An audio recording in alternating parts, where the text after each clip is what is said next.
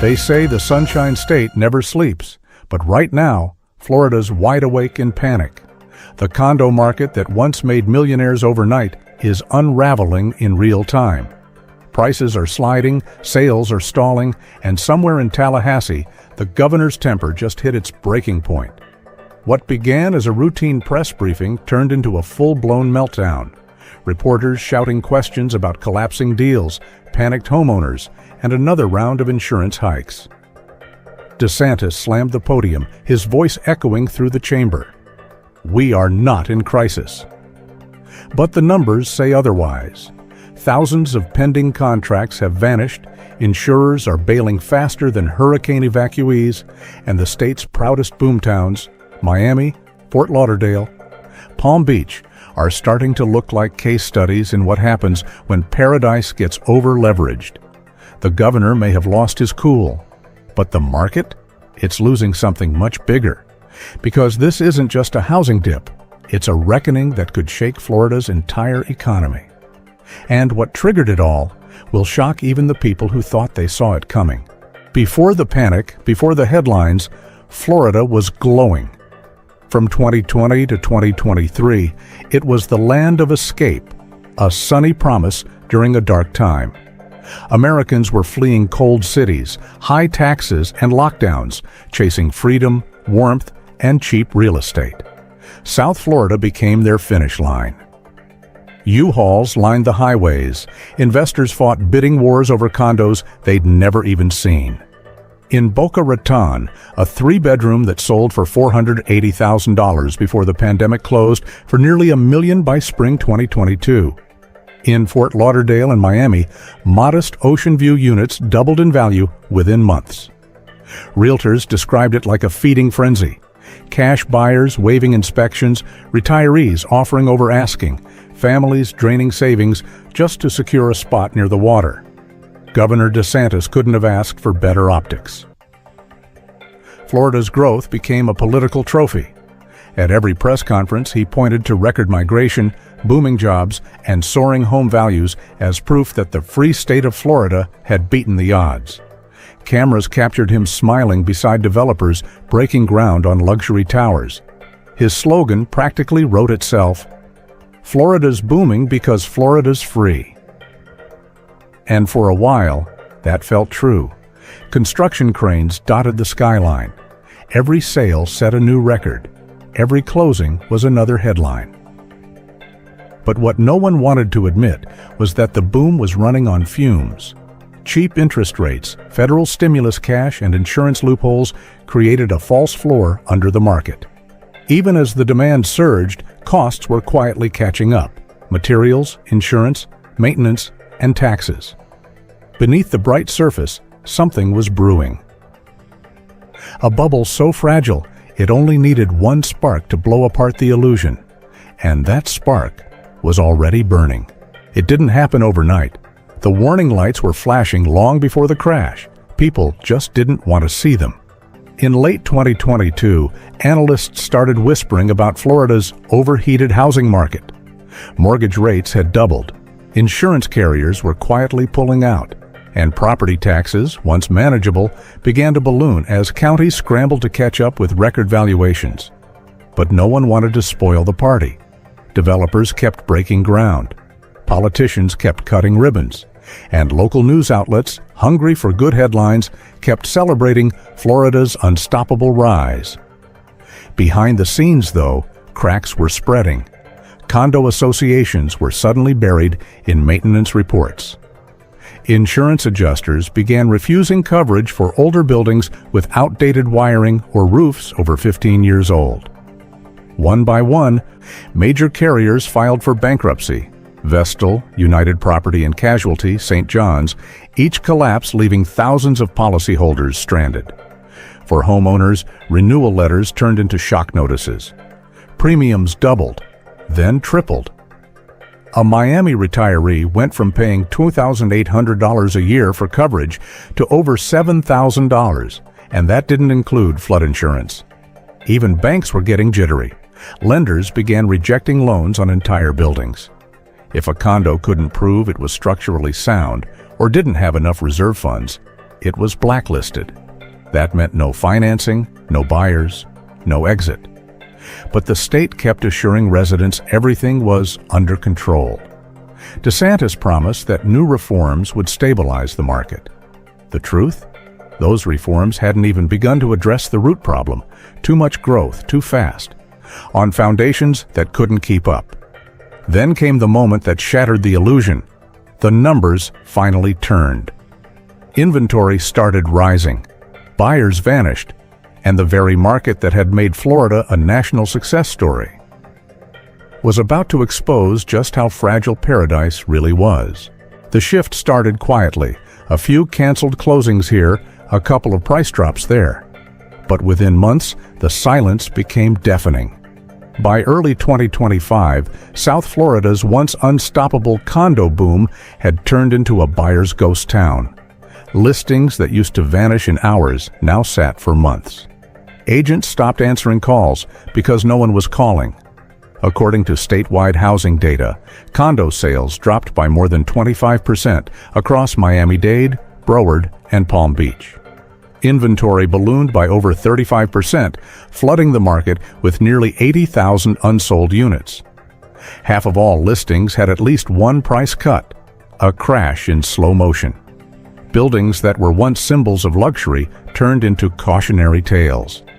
Developers began offering desperate incentives: free parking, waived HOA fees, move in now, pay later deals, anything to stop the bleeding. But nothing worked. The biggest red flag?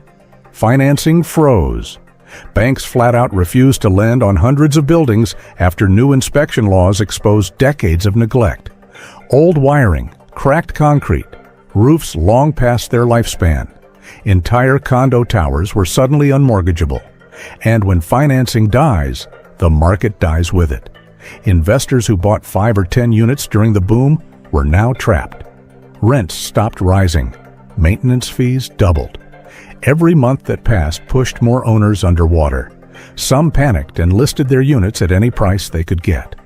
Others just walked away. The same streets that once echoed with the sounds of new construction were now filled with moving trucks going the opposite direction. Governor DeSantis's office tried to downplay it, calling it a temporary market correction. But the data didn't lie. For the first time in years, Florida's dream homes were worth less than their mortgages. And the storm brewing above the market? It wasn't just economic, it was literal. Because the next hurricane season was about to make everything worse. If the market collapse was the spark, the insurance crisis was the gasoline. Florida's insurance system had been on life support for years, but 2025 pulled the plug. 6 major carriers had already gone bankrupt since 2021, and by mid-year, even the national companies wanted out. Farmers, Sepulveda, United Property and Casualty, gone. One after another, they dropped policies across the state, leaving homeowners scrambling to find coverage days before renewals expired. Those who managed to stay insured were hit with bills that felt like punishment. Average premiums in South Florida passed $6,000 per year, nearly 4 times the national average. For waterfront condos, it was worse, $8,000, sometimes more. And that didn't even include flood insurance, which FEMA's new Risk Rating 2.0 recalculation had quietly doubled. Condo boards were forced to choose between massive special assessments or letting coverage lapse. A board president in Fort Lauderdale summed it up perfectly. "We're not running a building anymore, we're running a financial triage center." With private insurers fleeing, Florida's state-run Citizens Property Insurance became the last resort. It was supposed to be a safety net, but it had ballooned into the largest insurer in the state, holding over 1.4 million policies and more than $500 billion in hurricane exposure. State analysts warned one direct hit from a major storm could bankrupt the system. That's not theory, that's math. And when the math stopped making sense, the panic began. Banks froze closings, refusing to fund uninsured properties. Buyers backed out. agents started hearing the same thing from lenders over and over. No insurance, no deal. It was a domino effect. One unpaid premium led to one canceled sale, which led to another defaulted loan. In a matter of months, Florida's real estate machine went from red hot to ice cold. Governor DeSantis took the podium, vowing reforms and promising that citizens would remain solvent.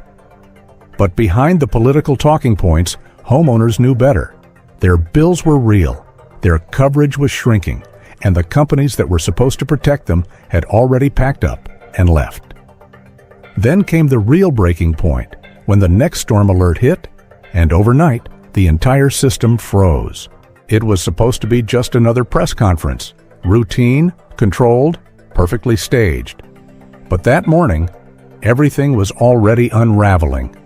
The night before, a new hurricane warning flashed across South Florida's coastline. It wasn't even a major storm yet, just a Category 1 forming off the Bahamas. But within hours, lenders froze funding on every pending real estate deal from Miami to Palm Beach. Insurance companies issued blanket moratoriums, no new policies, no renewals, no exceptions. Hundreds of millions in transactions were suddenly stuck in limbo. By dawn, the headlines were brutal. Florida housing market on lockdown. State insurer on edge. Citizens may trigger emergency assessments. And that's when the governor walked in. Reporters packed the briefing room. Questions flew faster than he could answer. How many deals are frozen? What's your plan for homeowners with no coverage? Can citizens survive another storm season? At first, DeSantis stayed calm, measured, firm, but the tone changed when a reporter mentioned the words market collapse. He gripped the podium tighter, voice rising. Florida's strong. The fundamentals are solid. What's happening is temporary panic, not reality. He snapped at a follow-up, calling the press alarmists and accusing out-of-state investors of sabotaging confidence. Behind him, staffers exchanged uneasy glances. The cameras kept rolling. His voice grew louder, sharper, angrier. He jabbed his finger at the crowd. We're not in a crisis. Stop saying we're in a crisis. The clip hit social media within minutes. By nightfall, it had over 2 million views under one headline. Governor loses it over market crash. Meanwhile, the numbers told a colder story. Pending condo sales had dropped 25% in just 1 month. Inventory was at a 5-year high, and insurance moratoriums across the state had frozen nearly $300 million in property deals overnight. For Floridians watching at home, it wasn't just a political outburst, it was confirmation of what they already feared. If the man in charge was losing his cool, maybe the state really was in trouble. And the next wave of fallout was already building, because as the governor fought the headlines, the human cost was about to hit home. While politicians argued and reporters hunted for sound bites, the people actually living through it were losing everything. Across Miami, Fort Lauderdale, and Palm Beach, homeowners opened their mailboxes to find letters that felt like eviction notices. Special assessments, $40,000, $60,000, even $90,000 per unit. Condo boards cited mandatory structural repairs and insurance recalculations. For many retirees, that wasn't just an inconvenience, it was financial death. Diane Foster, a 71-year-old teacher who bought her 2-bedroom condo in Hollywood back in 2005, said her monthly dues had jumped from $800 to $2,100 in less than a year. I can't sleep, she told a local reporter. I worked my whole life to retire here, and now I'm being priced out of my own home. And she's not alone. All across South Florida, residents on fixed incomes are cashing out retirement accounts or taking second mortgages just to cover insurance and repair bills. Some buildings, overwhelmed by the costs, have started talking about termination sales, selling the entire property to developers for pennies on the dollar just to walk away from the debt. Meanwhile, younger families who stretched to buy during the boom are now trapped in units worth less than they owe. Their savings are gone, their insurance premiums are crushing, and their Florida dream has turned into a never-ending bill.